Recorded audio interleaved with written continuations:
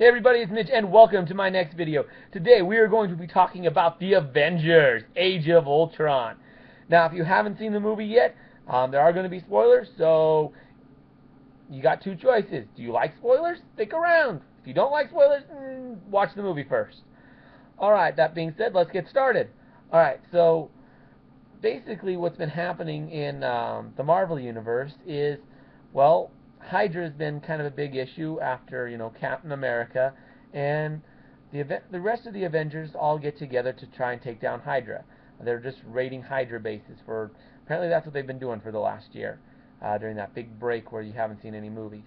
Of course it started with Cap, like I mentioned, but Thor kind of had a little bit of free time on his hand, decided he was going to spend it here on Earth, or as he says, Midgar, and Iron Man, he kind of solved his stuff, so he really didn't have a lot of issues of his own to worry about anymore. Had some more time to, help people out. So that's kind of how that ended up working out.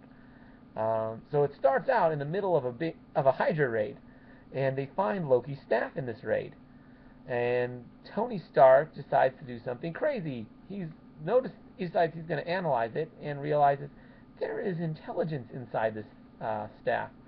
So he creates an artificial intelligence program from the intelligence in the staff, and it ends up going crazy and becoming Ultron.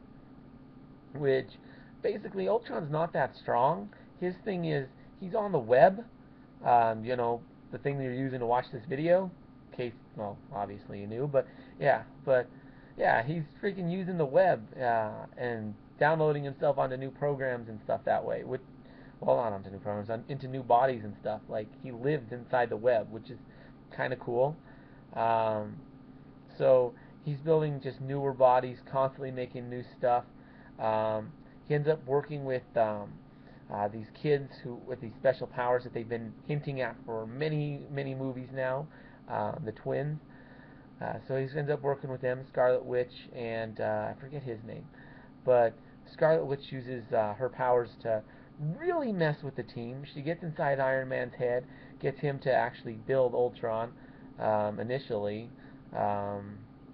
although I'm not sure how much he had to do with that. But anyways, yeah, Scarlet Witch gets him to do that. She messes with Hulk and gets him to freak out and basically causes the team to lose all credibility after that. They really just hit the team hard. Very similar to how they did things in the last Avengers movie. Although, unlike the last Avengers movie, they didn't spend the first hour and a half, well, it wasn't an hour and a half, but like the first 45 minutes, just figuring out how the team got together. They got right into that, which was nice. So, things get going on. Eventually, the team finally does get back together earlier than in the last movie. Tony again, they eventually, Ultron decides he's going to create like a more powerful body for himself, I think, or a more powerful version. He's creating like a kid of himself, and so he takes the Loki's staff, and apparently there's a Soul Stone, not Soul Stone, Infinity Stone. I don't know why I said Soul Stone. Too much. I don't know. I've got Diablo on the brain for some reason. I haven't played that in years. Well, not years, but yeah, maybe. Anyways. So he takes the Infinity Stone out of the staff and puts it into a cybernetic body, which he had managed to get some, what's the stuff Cap Shield's made out of? Vibranium. He managed to get his hands on a little bit of that, as well as a cybernetics doctor that was healing up a lot of the Avengers, and they created like this new body and implant the Infinity Stone inside his forehead. The Avengers managed to recover the body. Then Tony's like, you know what? I think this time we can actually do it, because Jarvis, Ultron, the first thing he did was kill Jarvis, but apparently Jarvis didn't die. Apparently Jarvis actually was still alive inside the net and actually fighting against Ultron. So he's like, you know what? We can use Jarvis. We can keep things under control, and so he's doing that. Bruce Banner was really reluctant this time because, he helped them out last time. It didn't go so well. It's like, why is this going to work now? The rest of the team's like, this is stupid. Stop. Meanwhile, Thor's off doing his own thing, and he realizes that, hey, their idea is actually a good one, so he actually helps them out, gives it a little juice, and turns out they created a new ally. Who would have guessed? And he ends up fighting against Ultron, and they end up in this city that's flying in the air, and it just gets crazy up there. At the end, Fury comes with a helicarrier, which if you're watching Agents of S.H.I.E.L.D., you'll notice that that was actually provided by Phil Coulson, but didn't see any of them in the movie, which kind of wasn't happy about that. I wish they would have shown some reference to the TV show in the movie, but oh well, it doesn't always happen. They do it, at least they're doing it the other way. But yeah, so in the end, everything gets saved. But you know, a lot of things happen in the movie. You know, Iron Man ends up going off doing his own thing. A lot of the Avengers kind of leave to do their own thing at the end of it. But they end up building a new team of Avengers, which is kind of cool.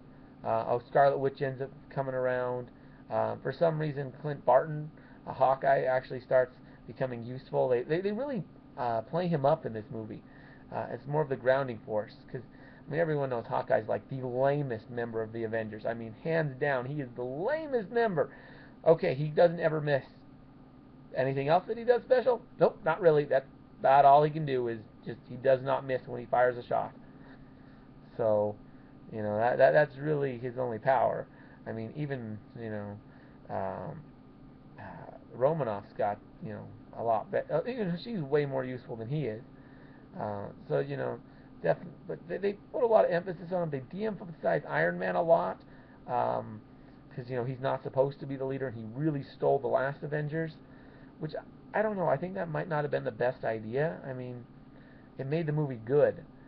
So I think the movie could have been better if they played Iron Man up more instead of, you know, trying to keep Captain America as the leader. But, you know, it is what it is. I mean, it's still pretty dang good, if you ask me.